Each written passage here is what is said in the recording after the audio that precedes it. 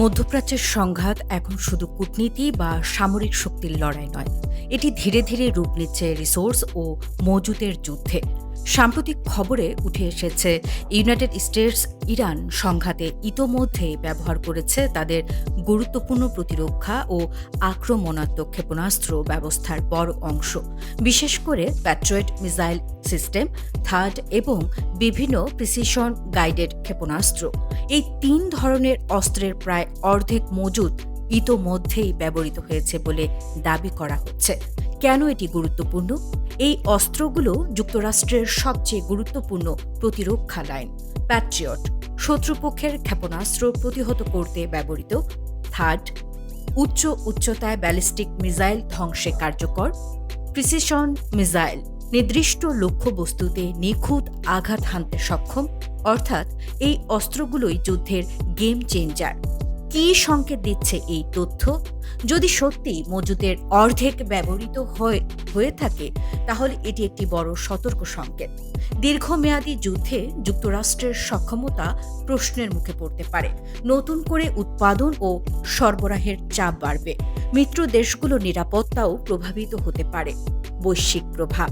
এই পরিস্থিতি শুধু মধ্যপ্রাচ্যেই সীমাবদ্ধ নয়, ইউরোপ ও এশিয়ায় মার্কিন সামরিক সহায়তা কমে যেতে পারে। মিত্র দেশগুলো বিকল্প নিরাপত্তা ব্যবস্থা খুঁজতে পারে। প্রতিদ্বন্দ্বী শক্তি সুযোগ নিতে পারে। বিশ্লেষণ: হাইটেক ওয়ার, হাই কনজামশন। আধুনিক যুদ্ধ মানে দ্রুত গতিতে অস্ত্র ব্যবহার, বিপুল পরিমাণ মজুদ প্রয়োজন। এই যুদ্ধ দেখাচ্ছে উন্নত প্রযুক্তির অস্ত্র দ্রুত ফুরিয়ে যেতে পারে।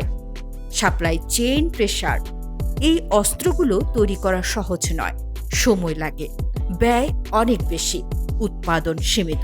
ফলে দ্রুত পুনরায় মজুদ গড়ে তোলা কঠিন। স্ট্র্যাটেজিক ভুলনারেবিলিটি। যদি মজুদ কমে যায়, যুক্তরাষ্ট্রের প্রতিরক্ষা দুর্বল হতে পারে, অন্য অঞ্চলের সামরিক উপস্থিতি কমাতে হতে পারে। ইরানস অ্যাজাম্পশন অ্যাডভান্টেজ। ইরান তুলনামূলকভাবে কম খরচে ড্রোন, স্বল্প মূল্যের ক্ষেপণাস্ত্র ব্যবহার করে দীর্ঘস্থায়ী চাপ তৈরি করতে পারে। যুদ্ধের ভবিষ্যৎ চিত্র। এই সংঘাত দেখাচ্ছে শুধু শক্তিশালী হওয়া যথেষ্ট নয়, দীর্ঘমেয়াদে টিকে থাকার ক্ষমতাই আসল। সামনে কি হতে পারে? যুক্তরাষ্ট্র অস্ত্র উৎপাদন বাড়াতে পারে, মিত্রদের কাছ থেকে সহায়তা নিতে পারে, অথবা যুদ্ধের গতি কমিয়ে কূটনৈতিক পথে যেতে পারে। এই পরিস্থিতি একটি বড় বাস্তবতা সামনে এনেছে। আধুনিক যুদ্ধ শুধু যুদ্ধক্ষেত্রে নয়, মজুদের ভেতরেও লড়া হয়।